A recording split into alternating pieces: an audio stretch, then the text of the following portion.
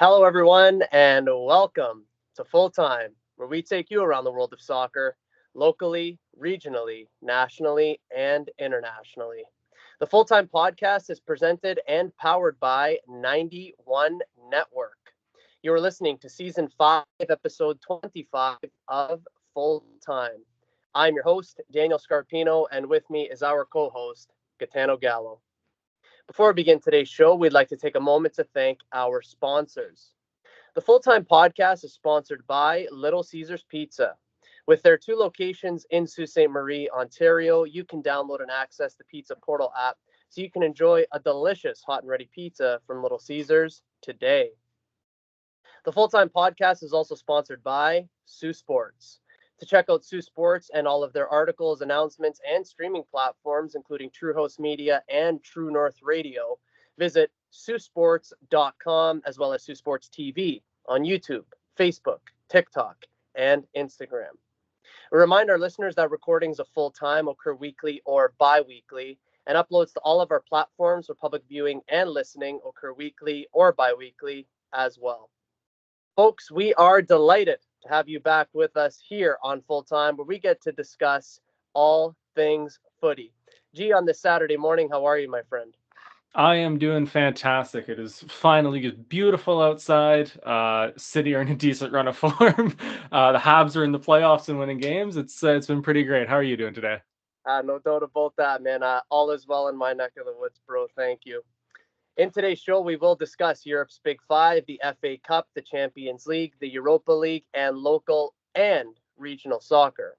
As always, if anyone would like to listen to our previous content, please check us out at Full Time on all platforms of 91 Network. And without further ado, Gaetano, and to everyone who has taken the time to tune in here today, let's kick off. We get started with Europe's Big Five, and we kick it off with the Premier League. Liverpool are a mere 24 hours away from the title. They need just one more point to clinch it. Arsenal is second. Newcastle, at the time of recording, is third. Manchester City is fourth. Chelsea and Nottingham Forest are joint fifth, with Aston Villa chasing them. G, it is a right battle for the European places, which is seemingly changing with every match. Nottingham Forest just a few days ago with their win over Tottenham were third. They're now joint fifth. Newcastle, who were out of that, are now back into it. It's been bonkers there. But your thoughts on the top five, as well as Liverpool looking to lift the Premier League trophy tomorrow morning at this time? Yeah, I mean it's going to be the most Spursy thing ever. They're just going to capitulate horrifically, and they're going to get destroyed, and Liverpool are going to win the league. Obviously, at this point, it's a matter of when, not if. Yeah. I just really don't see Liverpool losing all of their last 5 games, and Arsenal winning all of theirs. No, Arsenal might win all of theirs, but them winning and Liverpool losing, I don't see that happening. But yeah, the European race is insane. City were third actually before the Newcastle game kicked off. Unfortunately, they're crushing Ipswich right now, which is fantastic. But it's crazy to me, and I was saying to you midweek after City's big win against Villa at the last minute Mateus Nunes winner, like City are 6 points behind Arsenal, same amount of wins, only the draws and defeats. Like Yeah. it's insane when you think about how close this whole season has been outside of Liverpool kind of running away with the title. Yeah, I totally agree with that. And it's been things that you haven't necessarily thought about, like we talked about it on our show. I don't know if it was last show or the one before, but Chelsea being in the race for this, like we hadn't really talked about them all season because they haven't been having a great season by any stretch of the imagination, but they are there as well. Aston Villa kind of floating around mid-table all season, and now they're in the conversation as well. Nottingham Forest been consistently in third place all season. Now they might fall out of the Champions League position. So yeah, that top five battle, is amazing. And yeah, Liverpool looking to lift the trophy tomorrow, undoubtedly in my mind. Anyways, they will because Tottenham will fold like a cheap lawn chair, and that's just kind of the end of that. And they did it last year, and I'm sure that they'll do it again. And in the relegation zone, the next club that has confirmed their relegation to the championship for next season is Leicester City. Leicester can no longer gain enough points mathematically to get out of the drop zone. They have 18 points for the season after 33 games played. Gitano, it's been a struggle for Leicester all season long, to put it mildly. They will drop down to the championship next season, and they will do so without the, and I I just say this honestly, the man that is Jamie Vardy. He's announced that he's leaving the club at the end of the season. So I'll hand it over to you, sir. Yeah, I mean, so obviously with Leicester going down, we'll start there. They're just really, really, really sad to see kind of the drop off since the title win. The investment that went into the club, just really, because they tried to be like kind of a top four, top six ish team for a little bit, and they stuck around there, but they've just fallen off a cliff. Sucks to see them go down, but it sucks more that Jamie Vardy's leaving them. That's I mean, he didn't make his first Premier League appearance till he was like 27. And you look at the goals he's scored, the records he's broken. What was it, 11 games in a row with a goal? Yep. Like that is just insane. One of the best strikers to grace the Premier League. Hopefully he sticks around in the Prem. I can see him going to like honestly, like Villa would kind of slap as like a backup to Ollie Watkins, share some minutes there. I think that would be a great move for him. Get him back into kind of European, maybe not Champions League, but maybe Europa or Conference League football. So he still has it. I know he's what, like 34? Oh Yeah, no, he's 38. yeah, Jesus. yeah. He's. I was gonna say he's mid to late 30s for sure, because I think he's been playing professional football for 13 years, if that math adds up. So he has been playing with Leicester since 2012. Signed from Fleetwood Town in 2012. Okay, yeah. So Yeah. give or take 13 years Um, almost. but I mean, the way I look at it, like if you're leaving Leicester in the Championship, like he intends to play Premier League football, and I think he's still like significantly good enough to play Premier League football. Yep. Maybe not start all 38 games like he's been almost having to do for Leicester for the last couple of years, but like he can definitely stay in the Premier League and he'll still bang goals. He'll be great. But it is going to be weird seeing him not in a Leicester shirt. No, I fully agree with that. It's going to be way different, but I still also think that he has a lot to give, and I think that he can find himself somewhere for the next 2 years to be a contributing member of a team, maybe even a backup striker. Yeah, very sad to see Leicester go down. We did know that it was coming, but the drop off has been huge given the fact that they won the title, was it 2015, 2016? Yeah. Yeah, so it's been a pretty big drop off. When they had Brendan Rodgers, they were in the European places and things like that. But then after that, yeah, it's completely and totally dipped off. So I hope for them that they can. And you know what the interesting thing is too, Gitano. Leicester doesn't have a bad team. Like when you look at them, No. watch them play, they're not that bad.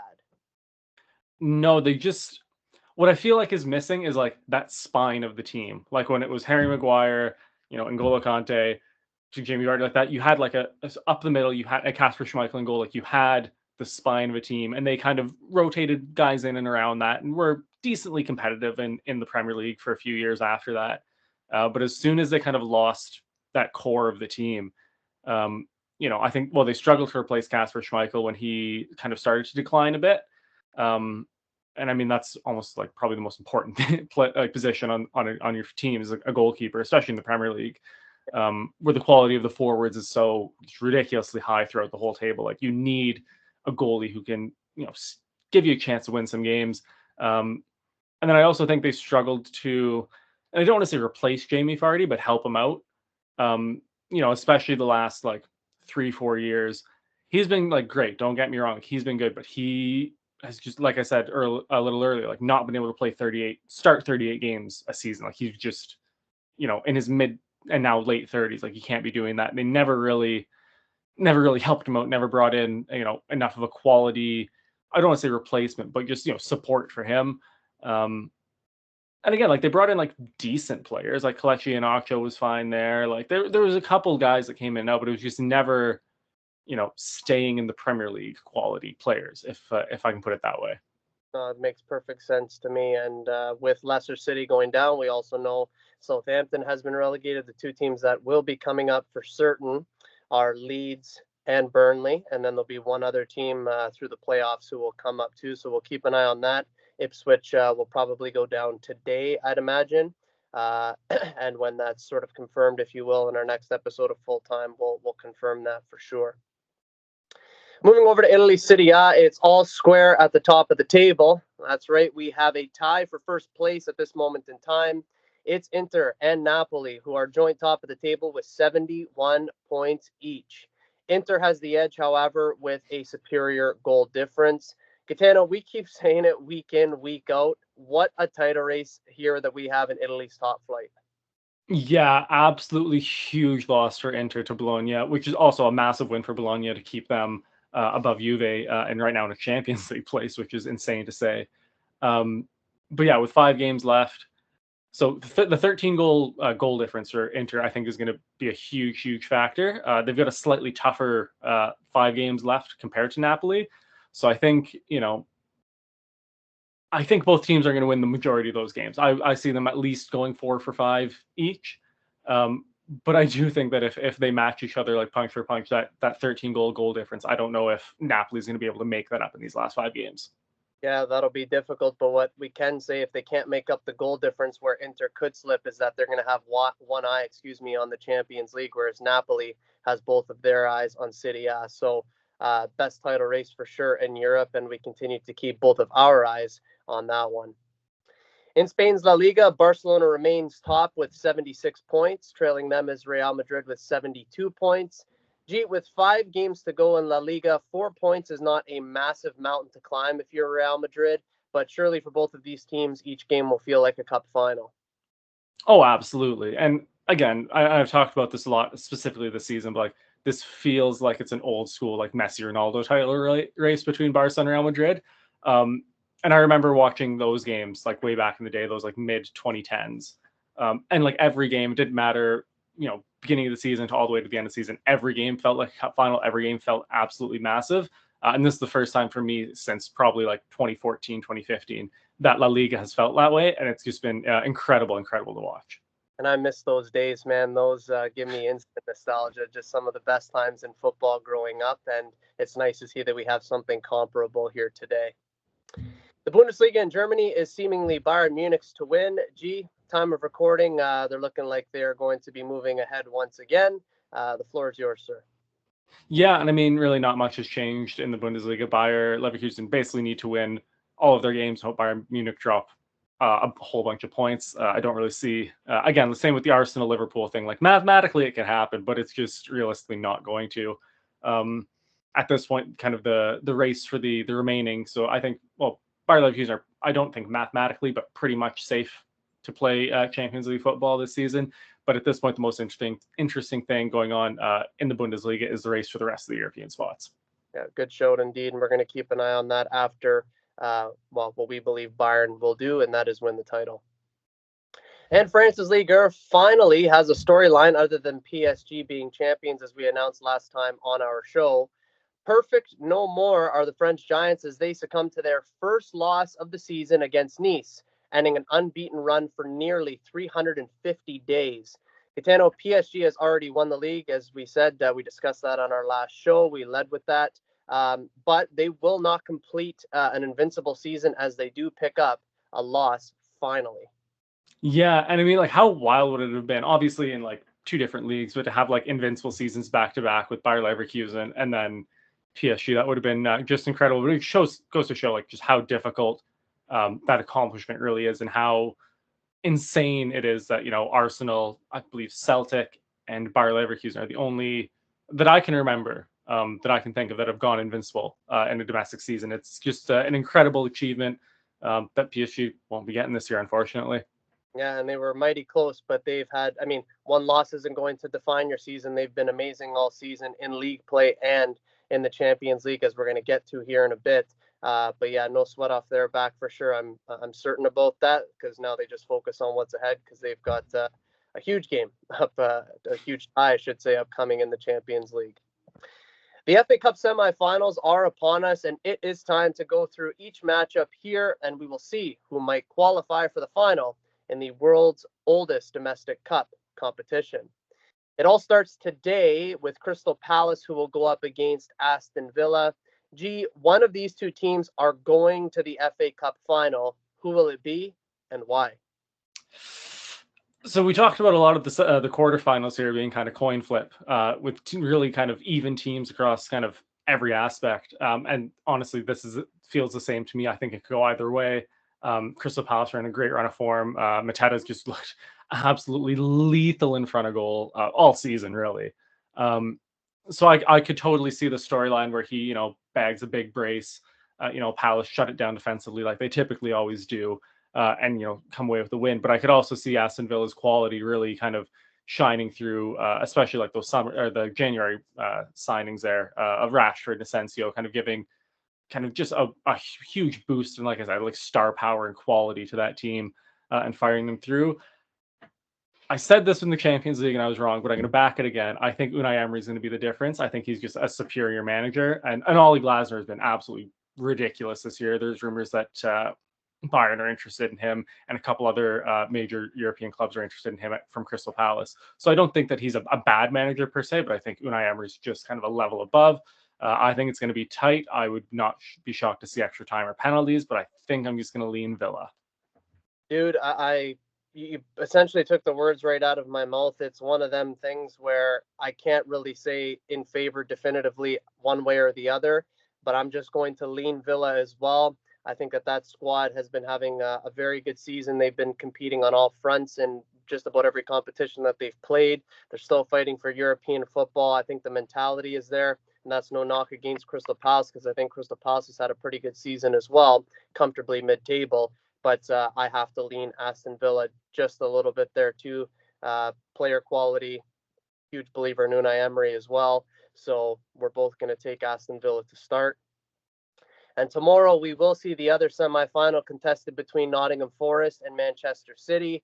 Gitano, your Manchester City will be looking to punch their ticket to the FA Cup final, but standing in their way is a good Nottingham Forest side.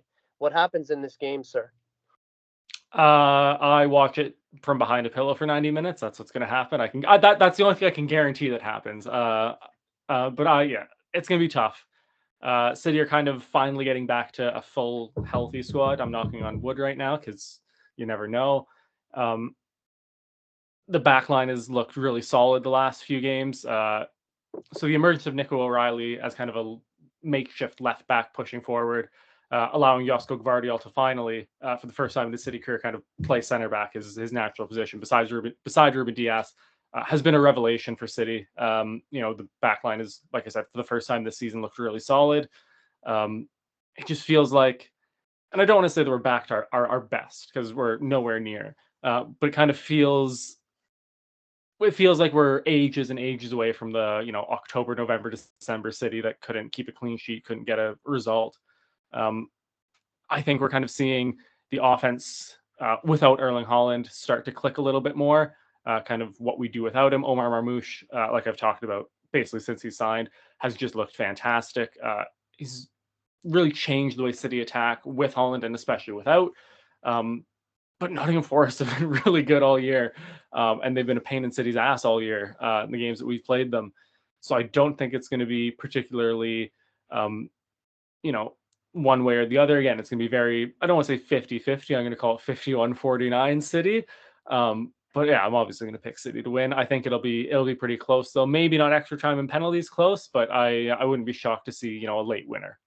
I'm pretty much on the exact same page as you. I think that the way that Nottingham Forest is going to set up is going to be pretty clear. I think they're going to play in that low block, look to hit on the counter, and I think that Nottingham Forest, and is probably a wise move, are going to really be looking to use set pieces to their advantage to try and catch City in a moment of maybe lull, if you will. But I also think that this run of form that City's been on, I think it's pretty much come at the perfect time. Going to get European football, I would imagine. And when I say European football, I mean Champions League places. And I think that they're going to get into the FA Cup final as well. I think that they have more than enough to get past Nottingham Forest, but it certainly won't be easy. So you, of course, will take City. I, too, will take Manchester City. So, Gitano, to review our picks, we're both taking Aston Villa. We're both taking Manchester City. And as mentioned, first game of the semifinals take place today, Villa and Palace. Tomorrow it's going to be Manchester City and Nottingham Forest. In our next episode of Full Time, we will review the outcomes of these semifinals for you all and who has gone on to the FA Cup final. This is Daniel Scarpino and Gitano Gallo, and you are listening to the Full Time Podcast on 91 Network. A reminder that Full Time is sponsored by Little Caesars Pizza and Sioux Sports. Check out the Pizza Portal app for a quicker, easier way to get your next hot and ready pizza from Little Caesars. And be sure to check out Sioux Sports at siouxsports.com and Sioux Sports TV on YouTube, Facebook, TikTok, and Instagram. Moving along, it is the Champions League who has its semifinals on the horizon, and we will take a dive into each of the ties for you all, here and now. Gitano, we're going to first start by looking at Arsenal and PSG. Interesting that the sun just went down as I said that. Very odd. I don't know if anyone just thought the darkness that came over. Wow. Two young, entertaining sides who have had good seasons respectively, but very different seasons ultimately. It's all down to who will best the other over two legs and make their way to the Champions League final. I hand it over to you first, sir. Yeah, and like I typically do when we talk Arsenal, I'm going to be kind of brief here because it's your team. I want to let you talk about them. I think that PSG's firepower up front is going to be the big difference. And not that Arsenal's defense is bad by any stretch of the imagination. I just look at, without Gabby Jesus for Arsenal, like really not having that. And I know they played phenomenally and scored 5 against Madrid, but I just think that cutting edge, I think Real Madrid's defense, PSG's defense is much better than Real Madrid's. I think it's just going to be I just think PSG is a better squad, kind of in every aspect. And again, that's not that Arsenal are a bad squad in the slightest, but I just think this PSG team, they're just cooking something special here in Europe. Their whole season really, and I think this might be kind of the moment where PSG. And I know they've made a Champions League final before, but I think this is going to be a lot different. I think they're really going to rise to the occasion on this one. I think it's going to be super close. Extra time and penalties in the second leg would not surprise me in the slightest. But I'm going to lean PSG. Also, the fact that the first leg is a home leg for Arsenal and the second leg is at the Parc des Princes, I think that's going to be a huge factor. It's one. No one could have anticipated that Arsenal would have rolled over Real Madrid the way that they did. I don't think anyone going into this tie thinks that Arsenal is going to roll over PSG. I know I certainly don't. But again, it's about keeping the faith as a fan of Arsenal and knowing that if we could do it against Real Madrid, who is the king of this competition, we could do it against PSG. It's not going to be easy. We're going to have to dig in. They're going to make life difficult. Their back line, PSG's, is much better than what Real Madrid presented. I think on the whole, a little bit more of a fresh team at this moment in time, certainly in comparison to us.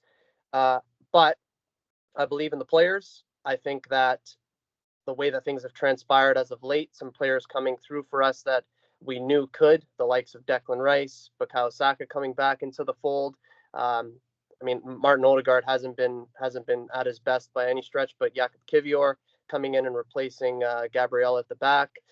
Great faith in Saliba. Timber is there. We have Ben White who can come in. I have a lot of faith in these players. Thomas Partey, who's been really good all season.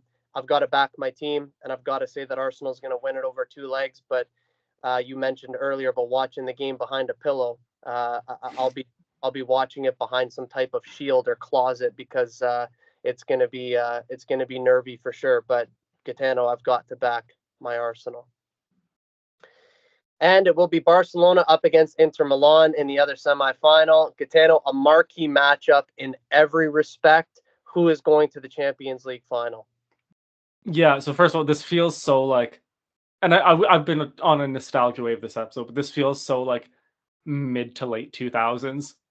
Barca Inter Champions League semifinal, like just it feels right. Both teams been fantastic domestically and in Europe. Both looking to at least pull off a double. It's just like, to me this feels just like peak Champions League. Like I love it so much. I think Inter's squad. I think again, kind of like what I was saying earlier. I think their defense is just significantly better than Barcelona's. And again, Barcelona, we've seen them play great. Don't get me wrong, and their defense has been solid when they need to. But I feel like there's just a mistake just waiting in that Barcelona back line kind of every game. And whether it's a mistake for a goal, an untimely red card, it just feels like that back line is just a little undisciplined at times. And I think on the bigger stages, especially with the team as experienced and as good as Inter Milan, they're gonna make that back line pay. I think again it's going to be tight, but I think Lautaro Martinez is going to probably bag a handful of goals in this tie, and Inter are going to shut it down defensively, and I think Inter are going to win. You make some really good points, and it's difficult to argue against it, but I am going to try. I'm going to take Barcelona only because you bring the argument up that they have a mistake in them. That is very possible. But we saw just the other day that Inter has a mistake in them as well, albeit it was in league play. And I think too, on the other side of things, that Inter could have a chink in the armor as well. And I think a side like Barcelona, who's so prolific in the attack, I think that they will be there to pounce. And again, just for how good Barcelona has been this season in the attack, they've been relatively decent defensively as well. I expect that there will be goals in this tie. I expect it for it to be close, but I expect that Barcelona and some of the experience as well that they have in that side and the wave that they are riding, I think that they will just edge Inter. So, Gitano, we agreed completely and totally on the FA Cup semifinals. We completely disagree here. You're going to take PSG and Inter. I am going to take Arsenal and Barcelona. It's all down to the Champions League semifinals, which are beginning on April 29th and April 30th, with the first leg of games and the second leg of games taking place on May 6th and 7th. In our next episode of Full Time, we will review the outcomes of these semifinals for all of you. Gitano, can't wait for these semifinals, man. Unbelievable showing that we're going to have.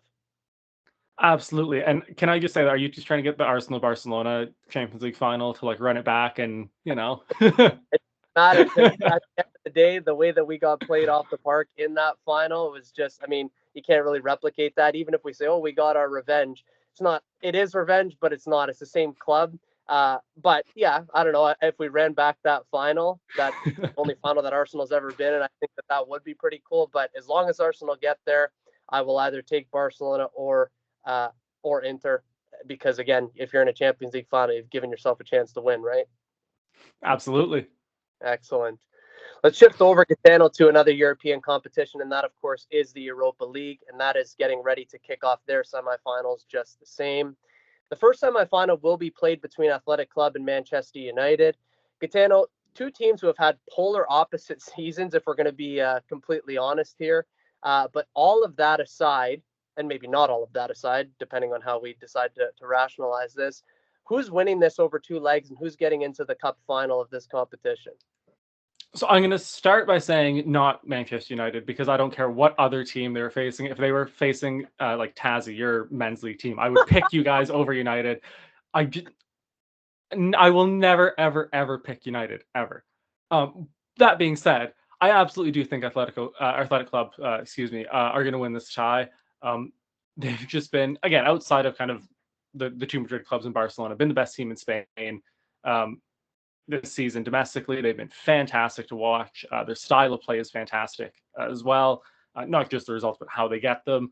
And truth be told, they should play United off the park in these two legs. The Williams brothers, Nico and Inaki, are just unbelievable up front. I don't think United's defense has an answer for them. And I don't see a world in terms of just in footballing where United can beat them. Will United maybe pull some, last minute late comeback bullshit? Maybe, probably, because I hate them. And that would, just be the most United thing ever, to get played off the park for 180 minutes and then score a late winner. But Athletic Club should win this tie. And to be fair, they should win it pretty comfortably. They should win it. I'm hoping they win it. And I'm going with them as well. There's just no way that I can rationalize picking Manchester United in this. I think that their kind of luck, if you will, runs out. And I think that they're going to chalk this up to being one of their worst seasons in, I don't know if they could say history, but certainly in the last long while, that's for certain, longer than maybe we've been around. But I can't go against Athletic Club. They've been having a great season. Manchester United has not. And I fully expect Athletic Club to win this tie, especially over two legs. And in the other semifinal, uncharacteristic might be the word to describe it, but these two sides qualified for this round of the competition nonetheless. It's Tottenham who will go up against Bodo Glimt. Gee, I'm pretty sure at the beginning of this competition, not many, if any, people had these two teams pegged to get into a semifinal, but here we are. Europa League final on the line. Who's getting there? Here's the thing: if you had asked me before this competition started who's more likely to make the semifinal, Bodo Glimt or Spurs, I would have taken Bodo Glimt. I know nothing about them. I still really know nothing about them outside of kind of what we've seen in these last few games, the Lazio games, the Olympiacos games. But I counted them out, just honestly kind of discarded them in terms of opinion for those last couple of ties. I'm not going to do that this time. I'm going to pick Bodo Glimt. I think from what I've seen from them, the games against Olympiacos, the games against Lazio, there's just something special brewing there. The way that it's not pretty how they play. I'm not going to try and tell you that they're one of the best looking teams in Europe, but they get the job done when it matters most, and that's something that Spurs can't really say for the majority of the club's entire history. I don't see this Spurs team, especially with the current injuries they have, kind of the makeup of the squad. I really don't see them winning this over two legs. I don't think they'll get played off the park by any stretch, but I don't think they're going to come particularly close in this tie either. But I think Bodo Glimt are going to win it, and I just can't see Spurs winning it. Okay, so just to get this, I'm not picking Tottenham, so I'm picking Bodo Glimt. I think that's going to be pretty clear. I'm not picking Tottenham, but what I will say, and I hope, because we're going to take both Athletic Club and Bodo Glimt, I've never in the history of full time wanted us to be right at the same time more than I do in this very moment, because if we're both wrong, that means it's a Manchester United Tottenham final, and I'm not having that. I would rather I'd rather UEFA just be like, we're not playing the final this year, guys. Like, just wrap it up, fold the competition entirely. Like, I would rather that than a United Spurs final. And I have to say this too, just, if Arsenal don't get into the Champions League final and Manchester United and Tottenham get into their final, that'll be probably my worst, as a fan of football, that'll be the worst moment in football for me ever. Yeah. No, I feel that 110%. Neither of those clubs deserve to be anywhere near a final, let alone a European final. Like, if that was like the Carabao Cup final, I would still be fuming. I can't imagine a world where that's our Europa League final. And surely that's not footballing justice either. Athletic Club, top 4 in Spain. Bodo Glimt, I think they're like, I don't know, first or second in their league right now. You might have to confirm that for me. They're definitely towards the top. I will check right now. Yeah. So, and I'm pretty sure like Tottenham is like 16th or 17th. United's like 15th. It just wouldn't be right. So we're both going to take Athletic Club and Bodo Glimt. Gitano, it just, can't see it any other way, honestly. I am heavily confused by this. I don't know. They play at a different time because of the winter, I'm pretty sure. Yeah, so like their seasons, it looks like they've just started because they've only played 3 games in their league, 2 wins and a draw. Sorry. So I mean, I'm gonna try and see if I can find their last season here. Yeah, I honestly think that they do play at a different time just because they get like a winter, like kind of like how we have here in Canada. Yeah, they get an actual. Yeah, so they won their last league by 3 points. Okay, so case in point, if football has any justice, Tottenham and Manchester United won't make this final, and Athletic Club and Bodo Glimt will make the final. We can only hope. The Europa League semifinals are around the corner, with the first leg of games set to take place May 1st, and the second leg May 8th. Again, in our next episode of Full Time, we will review each of these ties for you all. And now it is time for a local and regional soccer update. First, it's here locally, and of course, it's all about high school soccer league play, which is finally ready to get started. The first set of matches begin the week of May 5th. Gitano, the high school soccer season is starting 2 weeks later than we traditionally start here in the Sioux. We've had, at least in my lifetime, I can only really remember maybe 1 or 2 winters like this that we've had. So we've had to push a lot of things back just with the amount of snow that we've had and everything else. But nevertheless, we are getting ready to go here. It will be a condensed season. It's going to be a lot of games played in 2 to 3 weeks. But we get ready to kick off here incredibly soon, G. Yeah, actually, one of my neighbors said it this winter. He's like, every 7 years we get a winter like this. So it makes sense that you only maybe remember 1 or 2 of them. But yeah, finally we get some high school soccer. We talked about it. I don't know if it was last episode, or honestly, it might have been last year when we talked about high school soccer. But it feels like that. Like, okay, like spring is here. Like the school year is almost done. Like we're Right. almost at summer. It feels like that's like the, no pun intended, kind of the kicking off point of spring. Truly. So it's just a super exciting time. It really is. It's an exciting time for athletes, coaches, schools, fans, parents, everybody involved in our community and in our soccer community at large. An exciting time without doubt. And different to previous years, games this season in soccer will be played on Mondays, Wednesdays, and Fridays at Superior Heights Soccer Field, with games kicking off as early as 4 o'clock and as late as 8:30 p.m. So again, traditionally the games are always played all 5 weekdays. In the past, sometimes we've played on Sundays. This year, it's only going to be Mondays, Wednesdays, and Fridays.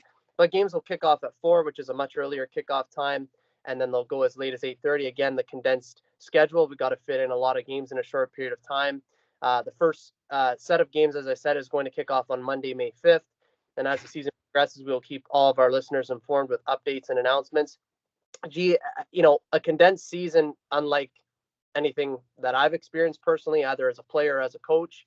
How does one adapt to that sort of situation where you're going to have a ton of games, and then all of a sudden it's going to be playoffs like that, basically within the span of 2.5, 3 weeks? So I've never been in that kind of situation either. But I'm looking at it, if I was going into that, um, and if I, as a coach or a player, I'm looking at it as that very first kickoff, that is playoff game one. And you just, there's no time to be like, okay, like we're gonna tweak these things here and there and like, work our way to playoffs. Like, no, like let's treat it like it's playoffs from day one. Take it, that not that teams don't take the regular season seriously, but like take it playoff seriously from day one. Um, because that's basically like, you said it was what, 2 weeks, basically 3 weeks between, like for the full season to Yeah. wrap. So basically, traditionally, you get 4 week season, which is good, and then you got your playoffs, which takes place over 2 weeks. But in this case, we've got 2 week season, playoffs, which takes place starting on a Monday and then ending on the next Monday. So it's 1 week of playoffs. So it's, yeah, a lot's getting crammed in 3 weeks. Yeah, I would just, for those 21 days, like just eat, sleep, breathe, live, playoff soccer. Right. That's how I would approach it. I'm not a coach or a high school athlete, so I can't really say any more than that. But that's how I would look at it. It would just be, just a super intense 3 weeks where it's just, you almost look at it like, kind of like Inter and Barca are kind of looking at things right now where it's like every Yeah. game's a cup final. Like and you don't have to focus on, the playoffs or this game. Like the game you have coming up next, that's the one you're focused on. Go out there, crush it, focus on the next game. That's how I would be approaching it. I think it's honestly a pretty good learning experience for the players and for the coaches to kind of be put in this kind of. And I know obviously the stakes aren't like, they're not high stakes. Like I'm not, it's high school soccer in the Sioux. It's not the highest level of soccer in the world, but I think it's going to be a nice experience for them to kind of be put in these like crunch situations of like, hey, like this is, you know, again, the stakes aren't massive, but like it's super important these 3 weeks. Like this is, like I said, eat, sleep, breathe your soccer, and that is it. I think it's gonna be a fantastic learning experience for the players and the coaches. I think it's going to lead to a lot more excitement and drama in terms of the games themselves. Again, not really having that like 4 weeks of kind of la la la la la. We're all in the playoffs anyways. Like I think Yep. these teams are going to take it seriously straight from that first kickoff, and I think it's going to be an incredible season, as short as it's going to be. Yeah, you make some really intelligent points there. And what I will say, even though, again, there's bigger things in life than football and certainly high school soccer, we all know that. But it just from a soccer perspective only, for a lot of these athletes, we talk about it year in, year out. This is the highest level that they will play. So the stakes for them will be big. So I think it is going to be a very narrow-minded focus on these next 21 days, starting May 5th. Those 3 weeks, it's all guns blazing. So really looking forward to the challenge and the experience. As a coach, looking forward to it from the playing perspective, of course, and I think for referees too. You want to talk about pile up? They're gonna have some kilometers in the legs as well, because we got a very short and small referee community, as we know here. So they're going to be piling up the games, Gitano.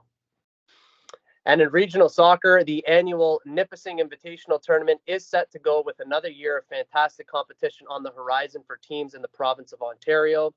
It's another year of this brilliant tournament hosted here in Northern Ontario. This is the 31st time that this tournament is in effect. If you could, please speak about the opportunity that these teams, coaches, and athletes have to experience competition from a regional and provincial perspective during the course of their regular seasons. Yeah, and we've talked about it a handful of times now, but it's especially just like for Northern Ontario. Like we don't live near the GTA. Like we don't have this kind of competition kind of readily available whenever we want it. So for Northern Ontario community specifically, I think it's just huge to have competitions like this where these teams and players can like really challenge themselves against the best in the region. Um, yeah, it's massive. And we talked about high school soccer. Like for some of these kids, this might be the highest level that they end up playing at. It's a huge opportunity for them, and just any chance. And I'm obviously going to be a homer here. Any chance like teams from the Sioux get to go compete against the best in the region, best in the province, and challenge for a trophy, like that's absolutely massive. It's a huge opportunity. I'm looking forward to seeing it. Yeah, an opportunity is the right way to put it for certain. It's an opportunity to get better. It's an opportunity to challenge for a trophy. It's an opportunity to create memories. It's opportunity all the way around. And I myself am looking forward to being there with my team and having a right go at it and hoping certainly for the best. And again, the opportunity to get better and create some memories is something that we're definitely looking forward to. The Nipissing Invitational Tournament takes place May 7th, 8th, and 9th. This is Daniel Scarpino and Gitano Gallo, and you're listening to the Full Time Podcast on 91 Network. A reminder that Full Time is sponsored by Little Caesars Pizza and Sioux Sports. Check out the Pizza Portal app for a quicker, easier way to get your next hot and ready pizza from Little Caesars. And be sure to check out Sioux Sports at siouxsports.com and Sioux Sports TV on YouTube, Facebook, TikTok, and Instagram. Ladies and gentlemen, that is Full Time. As we bring today's show to a close, we want to extend our greatest thanks to all of you for tuning in. G, another great one today, my friend. Well done. Absolutely. Well done to you as well. And I will say good luck on your high school season, and also good luck in the Nipissing Invitational. You're going to crush it. You always do. I appreciate that, man. Thank you very much for the well wishes, and I hope you have a fantastic weekend. A reminder to our listeners that the next episode of Full Time will be recorded the week of May 5th, 2025. In that show, we will take a look at Europe's Big Five, the Champions League, the Europa League, the FA Cup, and local soccer. As always, we will keep everyone in the loop with all of the happenings in the world of football. For weekly content, make sure to hit like, follow, and subscribe to all platforms of 91 Network on YouTube, Spotify, Apple Music, Facebook, Instagram, X, TikTok, Podbean, and Spaces at SiouxToday.com. For Gaetano Gallo, my name is Daniel Scarpino, and thank you for tuning in to Full Time. We look forward to seeing you at kickoff next time back here on the Full Time Podcast and 91 Network. Best always.